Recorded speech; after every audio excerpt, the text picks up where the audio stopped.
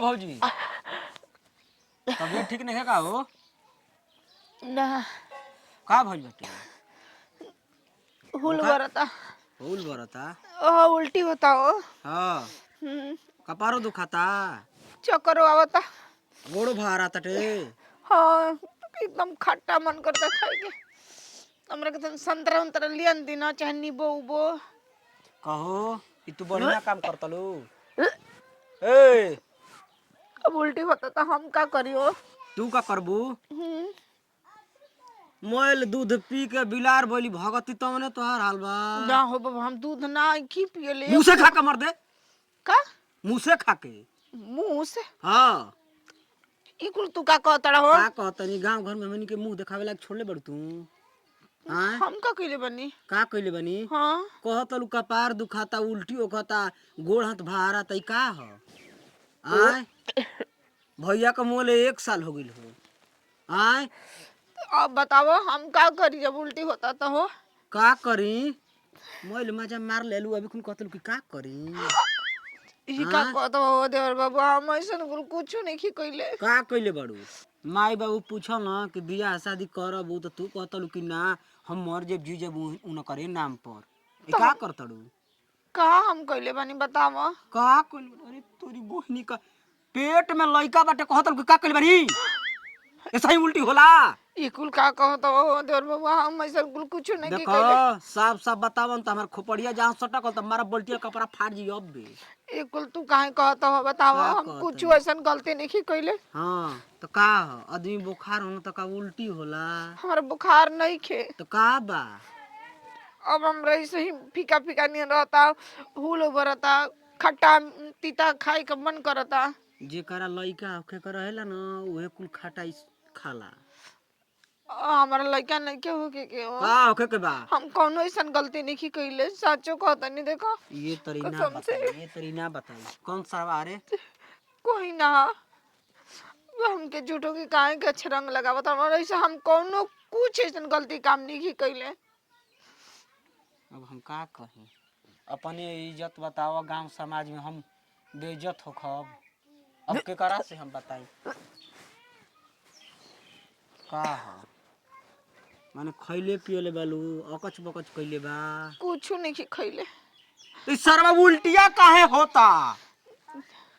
हम गोड़ तहरी आता। हम कई दिन से देखतनी कि तू हुलिया तड़ुबा के हम पूछनी है ना। आज हमार नाम देख गइल त हम पूछनी है। जा इस सरवा कहीं का इ तो बड़ टेंशन हो गइल। हम केकरा के बोलाई?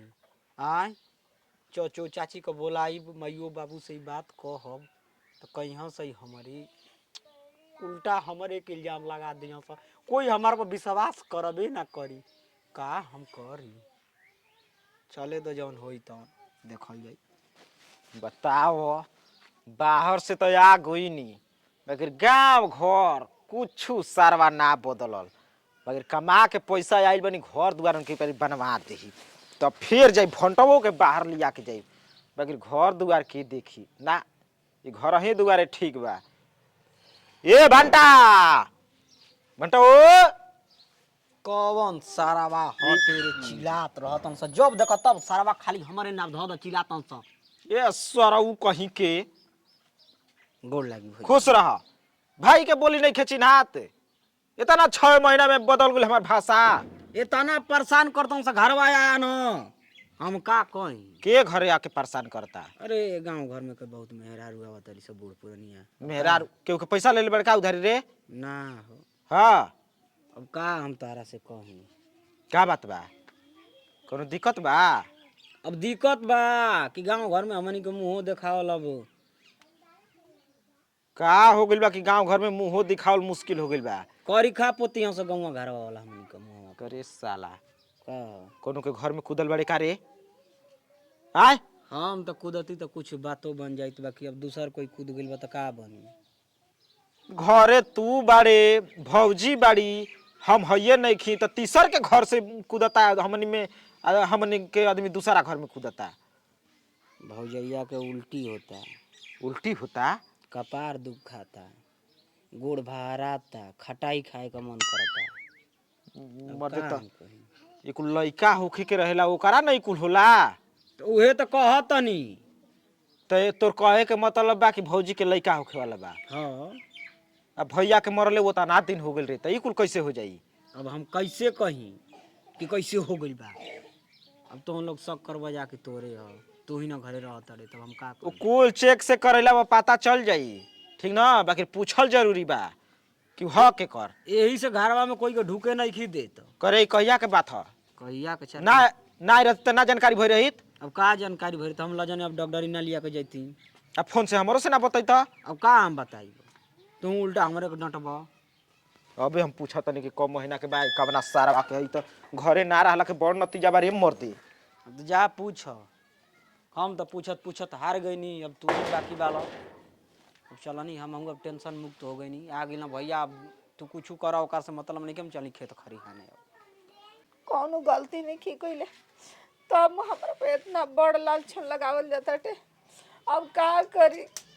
उल्टी उल्टी होता टे तो देवरो कहता कि ई का कइले बड़ लइका होके के बा। हम इतना खराब हो गइल बनी।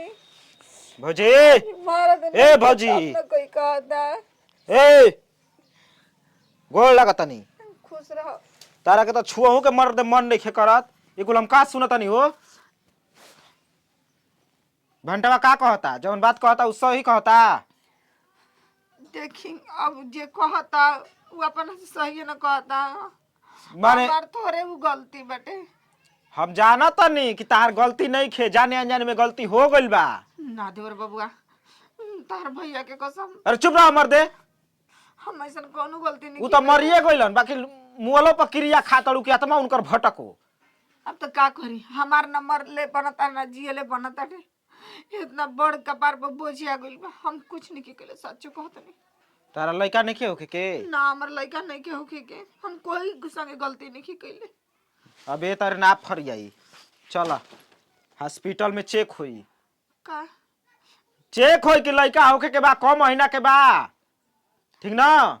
चली आई अगर निकल गइल तो समझ लिया कि अब एक गांव में का घर में झाके ना देहल जाई।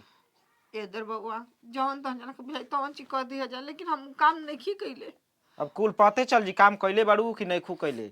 सारा आदमी बाहर से आइल कमा कि चल आपन बियाह करब, भाई के बियाह करब, तहार जौन कमी बेसी होई उ किनब खरीदब, बाकी मैं सारा पर पानी फेर देलू। चल हॉस्पिटल चल त। सारा घर के पानियो पियल मुश्किल भइल बा। आओ भजिया आओ त आओ। बताओ मर्दे तहार इतना परेशानी रहल, बाकी एक दिन कुछ नहीं कु कहले हमरो से फोन पर।